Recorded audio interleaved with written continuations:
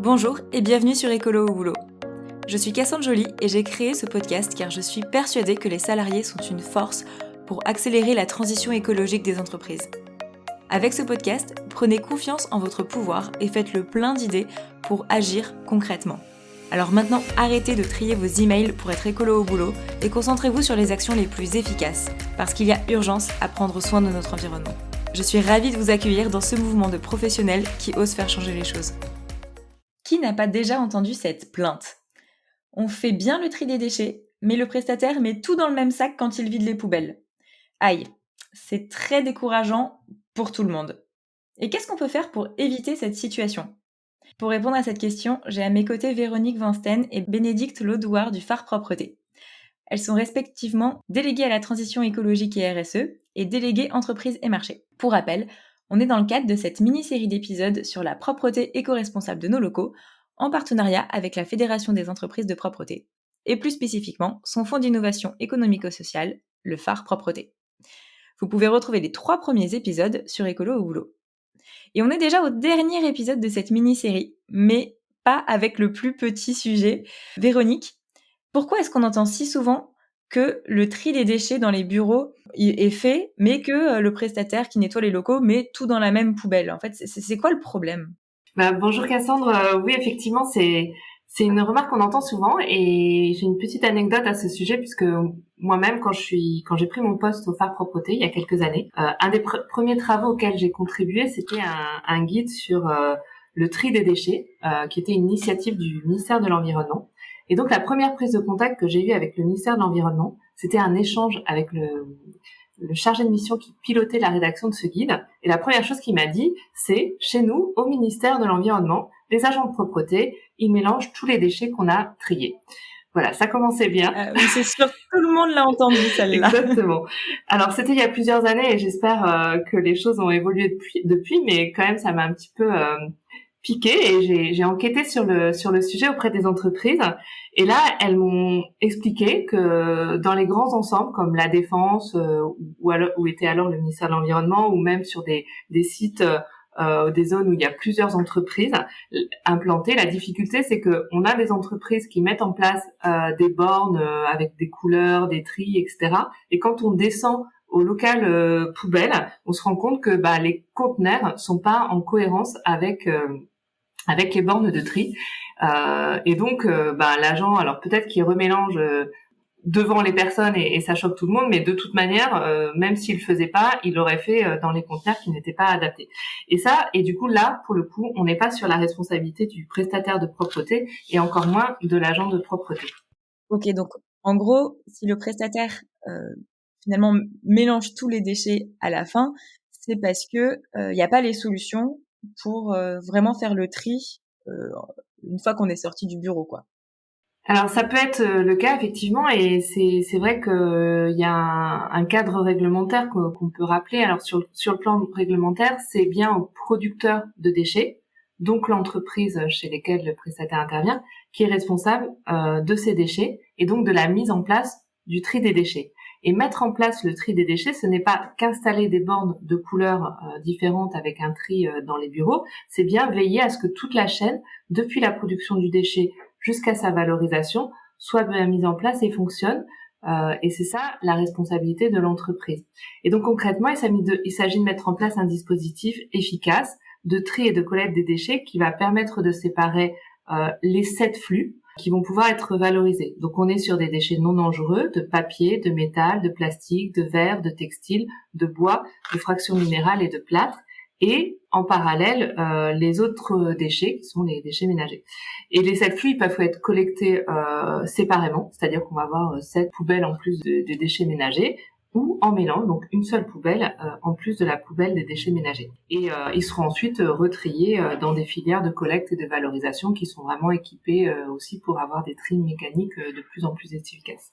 Et en fait, dans les faits, dans le tertiaire, on applique souvent les règles de collecte des ordures ménagères, et c'est bien parce que ça permet de sensibiliser les personnes afin qu'elles réalisent aussi le tri chez elles. Donc on a donc souvent une collecte en mélange de tout ce qui est papier, emballage, plastique, les poubelles jaunes, une collecte de verre séparés, les déchets ménagers non dangereux bien évidemment, et puis après pour tout le reste on est sur des filières spécialisées pour les autres flux éventuels. Et donc ensuite pour la collecte, il y a deux options. Donc pour l'entreprise, en fonction de son implantation, des déchets qu'elle produit, des quantités, elle peut soit être collectée par les services de la collectivité territoriale, soit par un prestataire spécialisé, un collecteur agréé qui va lui proposer différents types de collecte. Ok, d'accord. Donc là, on voit un petit peu comment l'entreprise doit préparer son tri, mais pour que ce soit du coup bien réalisé jusqu'au bout, comment faire pour que ça fonctionne bien? Alors, effectivement, du coup, lorsqu'on met en place le tri des déchets dans l'entreprise, il faut coordonner plusieurs acteurs. D'abord, on a un prestataire de collecte avec lequel on va va spécifier les modalités de tri afin que la collecte soit effectuée en cohérence avec le tri qui est effectué dans l'entreprise. Ensuite, on va mettre en place des corbeilles de tri ou encore mieux des bornes d'apport volontaire parce que qui soient en cohérence avec cette collecte. C'est quoi la différence entre des bornes d'apport volontaire, des poubelles de tri? Alors, les poubelles de tri, c'est des poubelles individuelles qu'on a dans son bureau. Donc, ça se fait plus trop, effectivement, quand on est sur du tri des déchets. Ou alors, on a des bornes d'apport volontaire où on va avoir plusieurs poubelles. Et c'est en fait, on se rend compte aussi que c'est vraiment intéressant parce que quand on met en place ce type de borne d'apport volontaire, c'est déjà une forme de sensibilisation en soi et on se rend compte que la quantité de déchets se réduit parce que les gens vont moins utiliser de papier, vont être sensibilisés et moins utiliser de papier et donc réduire aussi leurs déchets naturels. Une fois qu'on a mis en place ces bornes et ce prestataire, ce qui est important, c'est que au milieu d'associer le prestataire de propreté, de l'informer des évolutions afin qu'il forme ses agents et puis aussi qu'ils fournissent du matériel adapté. Ça peut être des sacs poubelles de couleurs différentes, ça peut être des chariots plus adaptés avec plusieurs emplacements pour plusieurs poubelles. Ça peut être aussi quelquefois un agent qui va être dédié à la collecte des bornes. Voilà, il y a une organisation à mettre en place dans l'entreprise de propreté. Et enfin, il faut sensibiliser les collaborateurs au bon tri. Et là, on voit que à chaque étape, il peut y avoir des dysfonctionnements. Donc, il faut qu'il y ait les contrats qui spécifient bien les dispositions entre l'entreprise de propreté, les contrats qui spécifient bien les dispositions avec le collecteur agréé. Ce qui est important aussi, c'est que la sensibilisation des collaborateurs au tri, elle est nécessaire et elle doit être renouvelée régulièrement parce qu'il y a encore, même si on a l'impression que c'est quelque chose qui est un peu ancien, il y a encore beaucoup d'erreurs. Et en fait, par exemple, si on est sur un palier où il y a 5 collaborateurs qui apportent leurs déchets, si on en a 2 qui font très bien le tri et 3 qui le font mal, en fait, on va considérer que le tri, il est pas fait. Et donc du coup, là, l'agent de propreté, sa mission, c'est de constater que le tri n'est pas fait. Et donc, cette borne, de la mettre dans le conteneur des déchets ménagers, puisque sinon, si elle le met dans le conteneur des déchets recyclés, le conteneur, à terme, il va être refusé. Et donc là, ça peut être très frustrant de nous faire correctement le tri et de voir qu'effectivement, l'agent, derrière, il mélange. Mais en fait, il remélange parce que le tri, même si nous, on l'a fait, si nos collègues ne l'ont pas fait, le tri n'est pas fait. Et ça, c'est des choses aussi. Donc, ça veut dire qu'il faut régulièrement sensibiliser et que l'agent aussi peut avoir ce retour. Et ça, c'est des choses qu'on peut aussi demander à son prestataire de propreté. C'est de signaler les endroits où la collecte est pas forcément, où le tri est pas forcément bien fait et où donc on peut refaire de la sensibilisation. Okay. Et bien sûr, ça peut aussi arriver que ce soit l'agent qui mélange les déchets par peut-être méconnaissance des consignes ou parce qu'il n'a pas été informé des évolutions du tri. Et dans ce cas-là, il faut le signaler pour que la personne soit formée. Mais voilà, on voit que finalement ce problème-là, il est beaucoup plus global et c'est pas que la responsabilité de l'agent dans beaucoup de cas. Ouais. Et donc, si on veut que ce soit bien fait, au final, il faut vraiment aller regarder de la source du déchet jusqu'à la collecte vraiment finale. Est-ce que tous les maillons fonctionnent bien? Tout à fait. Et Bénédicte, est-ce que notre prestataire de propreté, il peut être aussi force de proposition pour nous aider à organiser correctement le tri? Parce qu'en fait, c'est lui qui voit si dans les différentes bennes, le tri est bien fait. Oui, bien sûr, l'agent de propreté, on l'a souligné à plusieurs reprises dans nos différents épisodes, c'est un observateur du fonctionnement des sites. Il est là au plus près du réel. tout comme il est attentif à une fuite d'eau ou à un dysfonctionnement, un incident au sein du bâtiment, il peut signaler effectivement les bornes où il y a des problèmes de tri, dans l'objectif bien sûr de remonter l'information et que la sensibilisation des occupants soit renouvelée. Et dans le tertiaire en particulier, c'est vraiment un retour précieux sur les dynamiques de production des déchets au sein du bâtiment, repérer les endroits où il y a beaucoup de déchets, à quel moment, la nature de ceux-ci. Donc c'est vraiment intéressant pour le client de solliciter son prestataire de propreté, à la fois pour faire remonter de l'information et puis aussi lorsque l'on souhaite mettre en place ou faire évoluer le tri des déchets. Dans le diagnostic, la société nettoyage a un rôle important. C'est aussi on a aussi un rôle de conseil pour le choix des sacs ou des chariots adaptés en fonction des différents flux de déchets.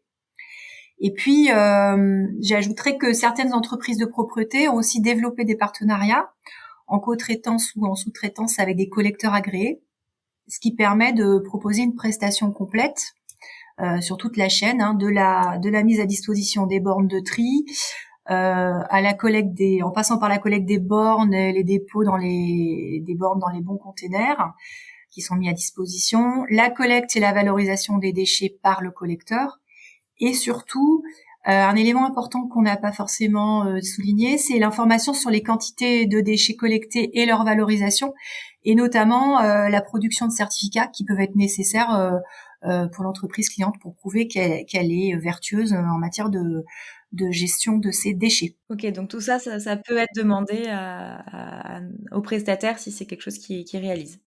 Voilà, ça peut être demandé, mais comme ça fait l'objet d'un contrat, bien évidemment, d'une contractualisation. On est vraiment, en plus, puisqu'on est sur les sujets de RSE, on est parfois sur de beaux partenariats aussi avec des entreprises locales de l'économie sociale et solidaire qui sont spécialisées dans la valorisation des déchets.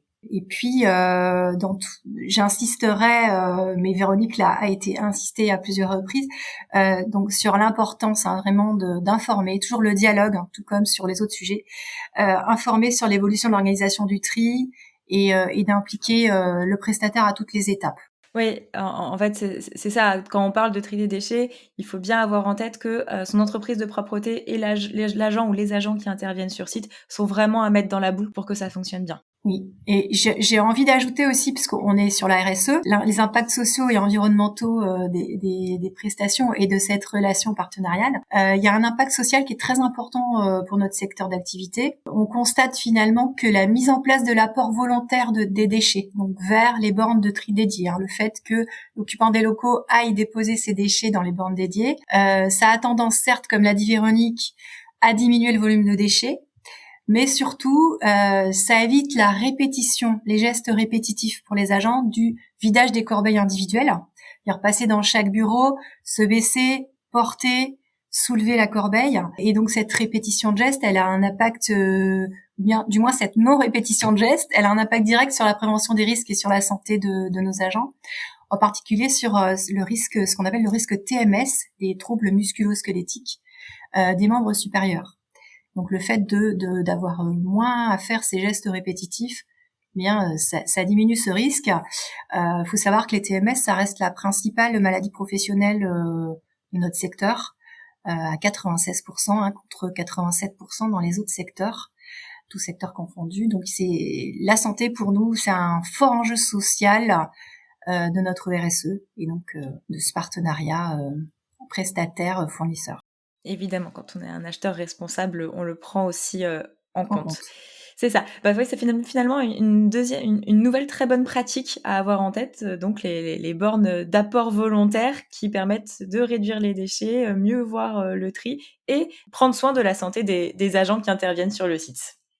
Et je me demandais aussi si dans le tri des déchets, on peut aussi inclure les biodéchets, parce que ça, c'est quelque chose qui arrive de plus en plus fréquemment, que sur les sites, on se mette aussi à trier tout ce qui est les déchets organiques. Oui, effectivement, depuis le 1er janvier 2024, l'obligation du tri à la source des biodéchets s'applique à tous, quels que soient les volumes et l'activité des détenteurs ou producteurs de déchets.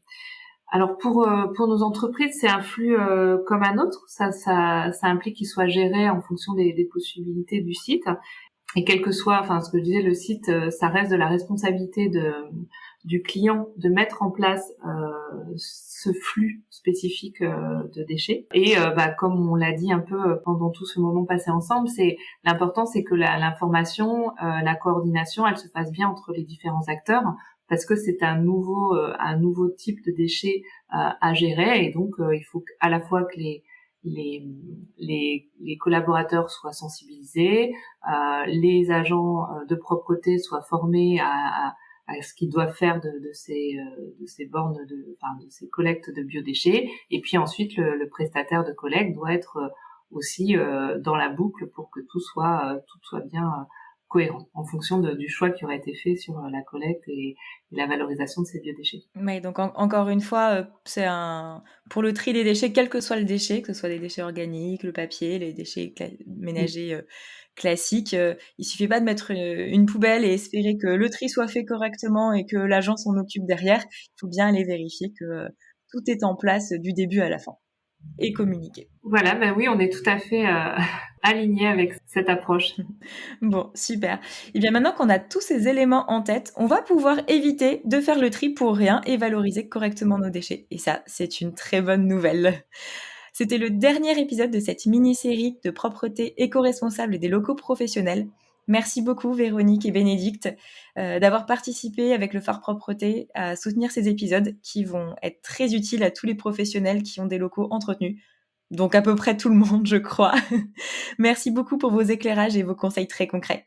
On a été ravis de participer à ces échanges, et on espère que ça sera utile à tous pour améliorer les conditions d'intervention des entreprises de propreté dans vos entreprises. Merci beaucoup Cassandre pour ces podcasts et ces émissions et pour votre écoute attentive. Et n'hésitez pas à consulter tous nos outils sur le site www.achat-propreté.com.